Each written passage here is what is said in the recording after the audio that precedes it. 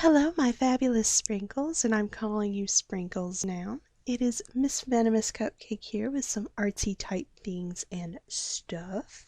This particular artsy type thing and stuff is my first collaboration, like my very first collaboration, and it is so exciting because I have wanted to do these for so long. I've seen so many wonderful people working together and making these beautiful pieces of art, and I'm just too shy to ask someone right out because I'm like, I don't want to be annoying.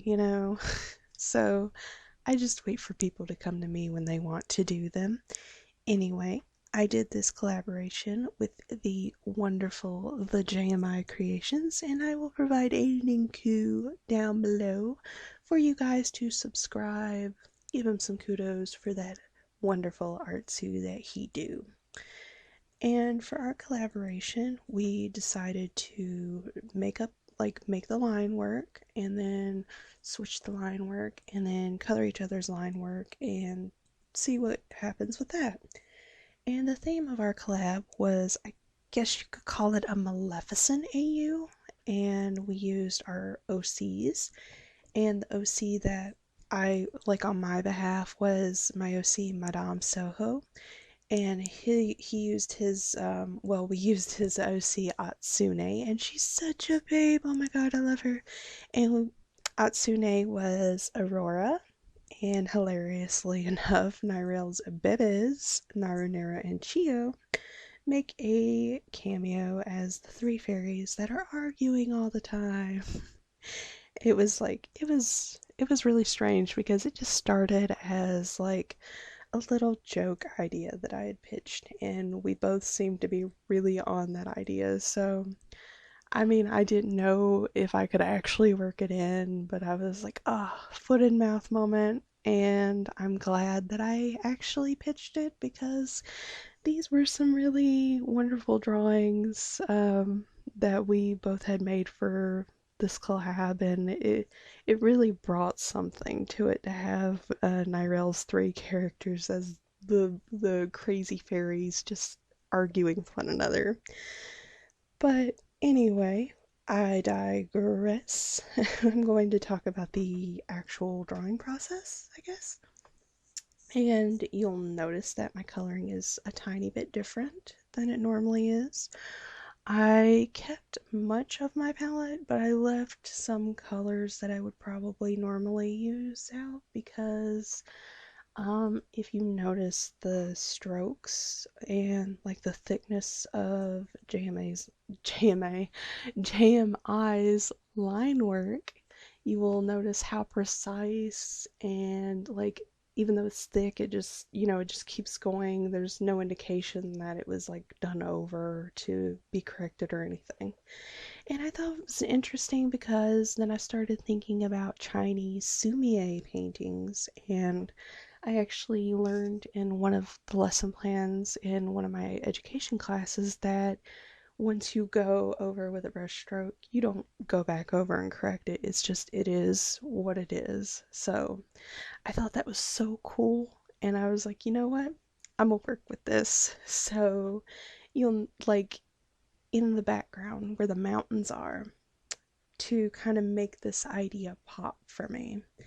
I painted over a giant piece of watercolor paper with some yellow ochre. Of course, I let it dry. Then I scanned it and I added it to the drawing. So, yeah, I don't know if it kind of worked, but I think it did only because I noticed it. But anyway, I ended up changing the color of the yellow ochre because I just didn't like it in the end. I changed the color in Cloud Alpaca, but I think changing it to purple really tied the color palette together. Everything's kind of cool and soft, and that's why when I had showed the picture to JMI and he was like, "Oh, you got the hair and the eyes kind of wrong, but it's okay." And I'm like, "No, I'm gonna change it." But anyway, I changed, like off camera, I changed Atsune's hair and eyes. Her eyes are not like brown, red. Okay, I thought they were. They're lilac. and her hair is not like, it came out really brown, but I had meant for it to be like a brown black, you know what I'm saying? There's different kind of black hairs, but it didn't turn out the way that I wanted.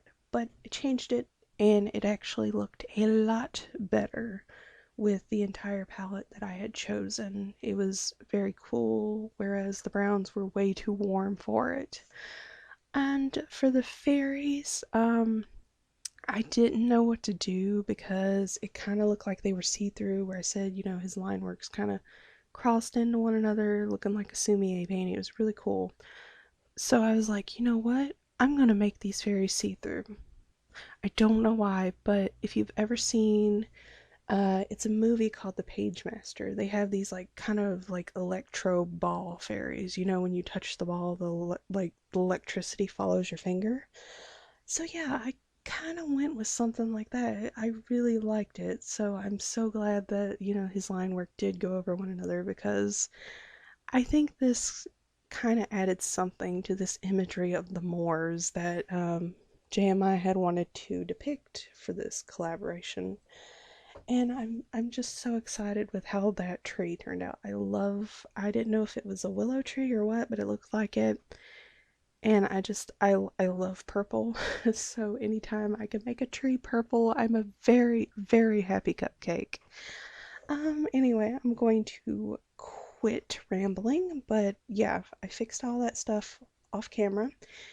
And at the end of this video, I'm going to include both my line work, and then I'm going to include like the final piece so you guys can see what it looked like fixed. And I really think it looks a lot better fixed. So yeah, thank you so much, JMI, for doing this collaboration with me. I hope we have many more in the future, and I hope that if any of you wonderful sprinkles draw and you want to do a collab, you come on over to me. Anyway, have a fabulous day, night, wherever you are in the world. Bye!